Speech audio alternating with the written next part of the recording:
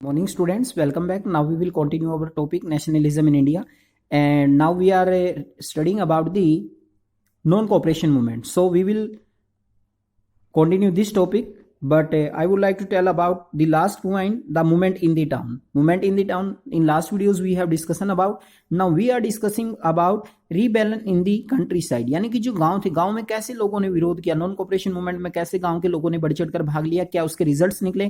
From the cities the non cooperation movement spread to the countryside. कहते कि non cooperation movement अब शहरों से कहां पहुंच गया, गांव की तरफ. It Drew into its for the struggle of peasants and tribal which were developing of different part of India in the year after the war. कहते कि अगर हम बात करें जनरली जो कंट्री साइड में ज्यादातर रिवोल्ट करने वाले लोग थे, विरोध करने वाले लोग थे, उसमें ज्यादातर कौन लोग शामिल थे, उसमें या तो हम पीजेंट्स की बात करते हैं, ट्राइबल्स की बात करते हैं.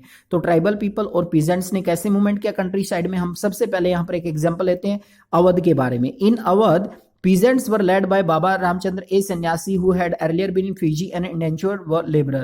कहते कि जो अवध पीजेंट्स मूवमेंट था, 1 मार्क्स में भी आ जाता है, उसको लेड करने वाला कौन था, बाबा रामचंद्र जी, जो एक सन्यासी थे जो फिजी से एक बंधुआ मजदूर के रूप में भारत आए थे. The movement here the engage talukdar and landlord demand from the peasants extraordinary high rent and variety of other cesses. कहते कि जो मूवमेंट चलाया गया था वो तालुकदार बड़े जमींदार होते हैं उनके खिलाफ चलाया गया था, क्योंकि वो एक तो इंटरेस्ट ज्यादा लेते थे किसानों से और एक उनका मतलब शोषण करते थे, उनको एक्सप्लोट करते थे. Peasant had to do begar and work at landlord farms without any payment. कहते कि यहां तक कि किसानों से बेगार कराया जाता था. बेगार का मीनिंग क्या होता है, टेकिंग वर्क विदाउट पेमेंट, यानी कि बिना पैसे दिए उनसे बेगार कराया जाता था. As tenants, they had security tenure. They are regularly evidenced that they right to the last hit. The peasants movement demanded reduction of revenue. कहते कि जो पीजेंट्स मूवमेंट था उनका मेन पर्पस क्या था, भाई जो रिवेन्यू हमारे ऊपर लगे हुए उनको कम किया जाए.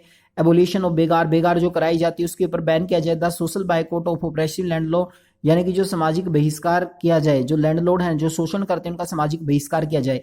इन मैनी प्लेसेस नाई धोबीज and Bangis were organized the panchayat to drive landlord to the services even barber and washerman. कहते हैं कि यहाँ तक कि कई जगह पर धोबी थे, बांदी थे, उन्होंने भी क्या किया, अपनी पंचायतें की और कहीं ना कहीं जो अपने मालिक के लिए जो काम करते थे कहीं ना कहीं कहा कि इसका भी बहिष्कार होना चाहिए, ऐसा नहीं होना चाहिए, भेदभाव नहीं होना चाहिए. इन जून 1920 Jawaharlal Nehru began going around the village in Awadh, taking to village and trying to understand their grievance. कहते हैं कि 1920 में जवाहरलाल नेहरू जी ने क्या है, अवध की यात्रा की और उन्होंने वहां के किसानों को मतलब समझाने का प्रयास किया. बाय अक्टूबर दी ओदो किसान सभा was set headed by Jawaharlal Nehru. ये मोस्ट इंपोर्टेंट है, ओदो किसान सभा अवध से. तो ओदो किसान सभा जो पंडित नेहरू जी के द्वारा हेडेड की गई थी. Nehru, Baba Ramchandra and a few other. कहते कि जिसको हेड जवाहरलाल नेहरू जी ने किया और बाबा रामचंद्र जी ने किया.